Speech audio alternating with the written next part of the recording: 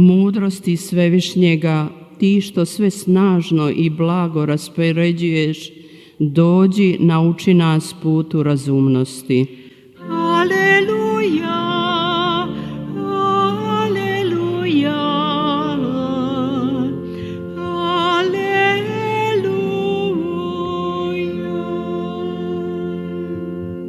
Gospodin s vama.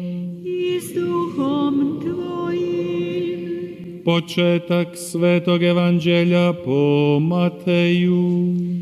Slava tebi, Gospodine. Rodoslovlje Isusa Krista, sina Davidova, sina Abrahamova. Abrahamu se rodi Izak, Izaku se rodi Jakov, Jakovu se rodi Juda i njegova braća. Judi Tamara rodi Peresa i Zeraha, Peresu se rodi Hesron, Hesronu se rodi Ram, Ramu se rodi Aminadab, Aminadabu se rodi Nahšon, Nahšonu se rodi Salma, Salmi Rahaba rodi Boaza, Boazu Ruta rodi Obeda, Obedu se rodi Jišaj, Jišaju se rodi David kralj. Davidu bivša žena Urina rodi Salomona.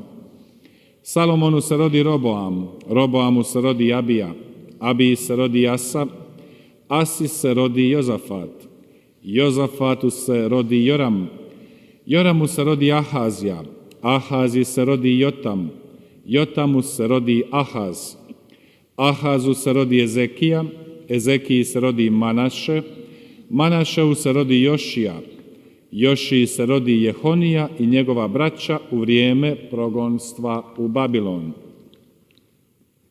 Poslije progonstva u Babilon, Jehoniji se rodi Šealtijel, Šealtijelu se rodi Zerubabel, Zerubabelu se rodi Elijakim, Elijakimu se rodi Azor, Azoru se rodi Sadok, Sadoku se rodi Akim, Akimu se rodi Elijud, Elijudu se rodi Eleazar, Eleazaru se rodi Matan, Matanu se rodi Jakov, Jakovu se rodi Josip, muž Marije, od koje se rodio Isus, koji se zove Krist.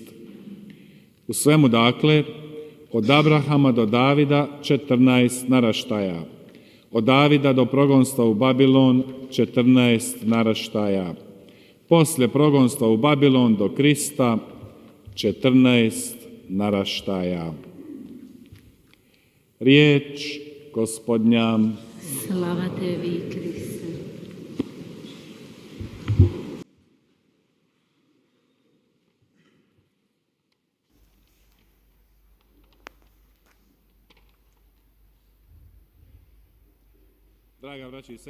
사랑하는 형제자매 여러분,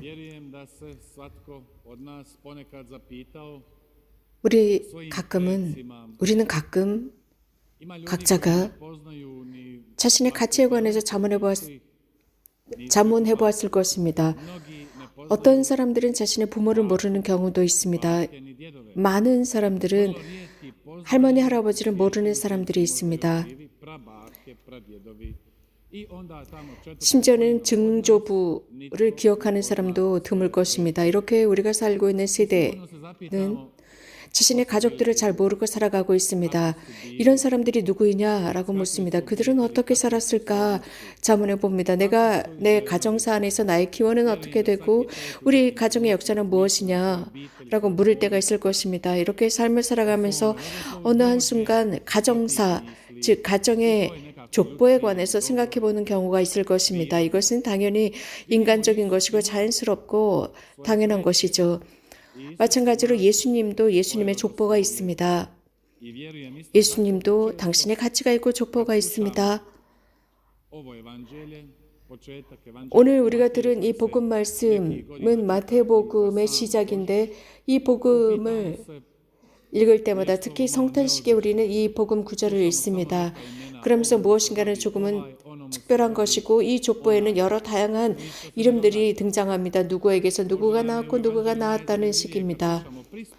복음에서 가장 흥미로운 것은 어떤 비유나 또 예수님께서 누군가를 치유하거나 이적을 행하신 것 혹은 바리사이들과의 논쟁 혹은 어떤 비유에 관해서 언급하고 누군가에게 설명하고 하느님의 나라에 관해서 설명하는 이러한 것들이 훨씬 더 흥미가 있지, 오늘처럼 이런 족보에 등장하는 이름들을 들을 때 이게 도대체 무슨 의미일까라고 묻게 됩니다. 이 족보는 우리에게 어떤 의미를 가져다 주는 것일까를 묻게 됩니다.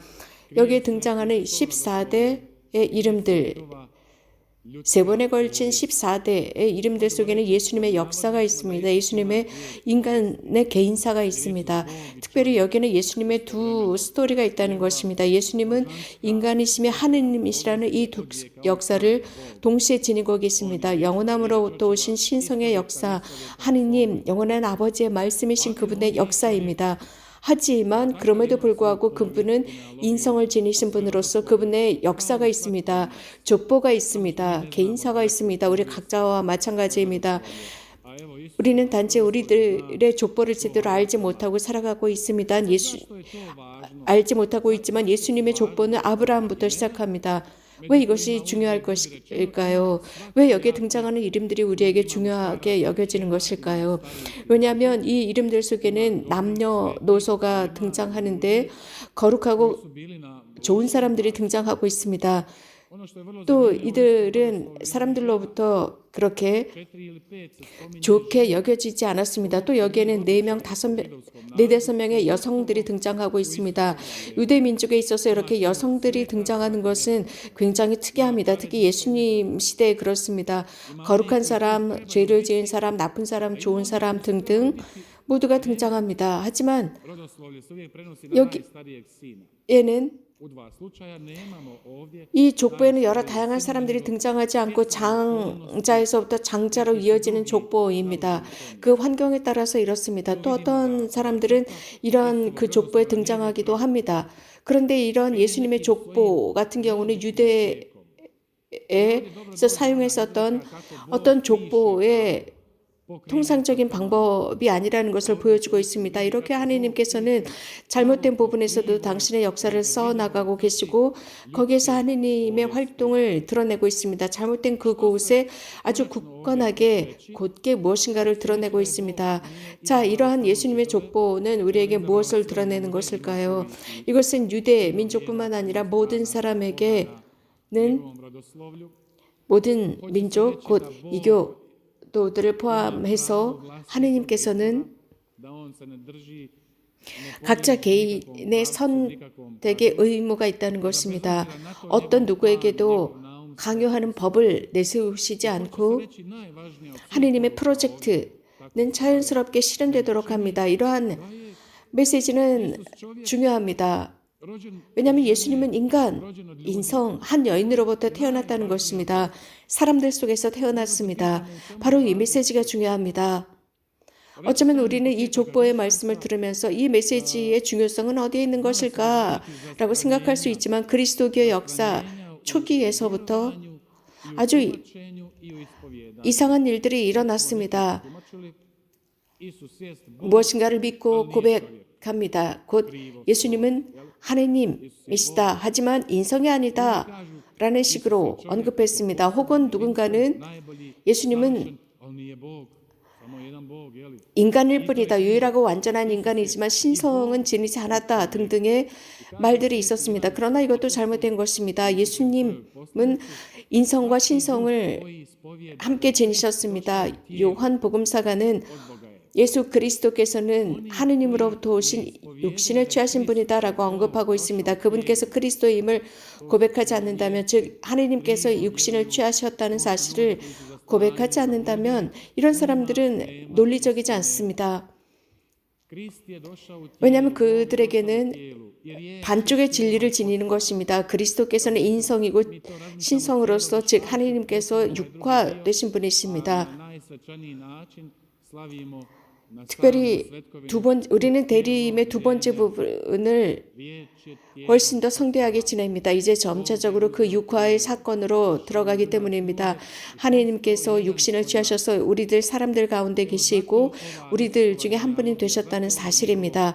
그렇기 때문에 오늘 우리가 읽은 예수님의 족보, 이 족보는 예수님께서 사람들 사이에 태어나셨다는 것이 중요합니다. 그래서 그분의 이름과 성이 있다는 것입니다. 이런 족보 속에 포함되어 계신 분이 바로 예수 그리스도라는 것입니다.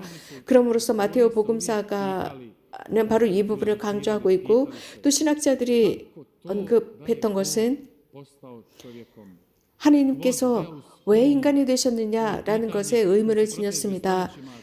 즉 여기에 관해서 계속 물었습니다. 이것은 몇 세기를 거쳐서 질문을 했고, 이것은 그리스도교 역사 속에서 계속 해온 질문이었습니다.